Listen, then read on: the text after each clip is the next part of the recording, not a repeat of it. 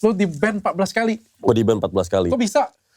Tuhan mau nguji gue. Buat kenakalan apa lu sampai 14 kali? Gak ada, Tuhan mau nguji gue aja. Ada gue pernah bikin akun 1 menit langsung ke-ban. Gak mungkin. Iya, ada bikin akun 1 tahun ke-ban. Gak mungkin, pasti ada penyebab dong. Gak ada.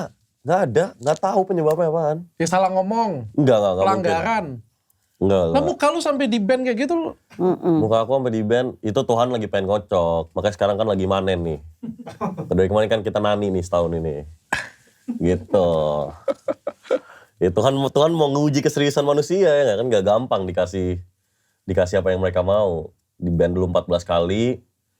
Udah. Enggak, pasti ada pemberitahuan dong di-ban-nya itu kenapa. Ada yang misalnya strike pertama misalnya bullying, harassment. Tapi itu kan TikTok kan rulesnya emang gak jelas gitu.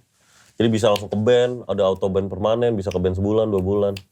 Gitulah, itu emang menurut aku polanya adalah Tuhan aja sih, Tuhan mau nguji nih. Mana ada? Iya, Tuhan. Gue juga main TikTok, gue juga main Instagram, gue tahu. Kena ban ya pasti ada sesuatu dong. Ada sesuatu. Ada pelanggaran komunitas dong pasti. Ada pelanggaran komunitas, tapi kan pelanggaran komunitasnya kadang-kadang TikTok tuh emang gitu, sering gampang banget ke-ban. Gampang banget ke-ban TikTok. Gue kagak ke-ban. Karena jarang nge-live kali. Kalau gue live jualan terus.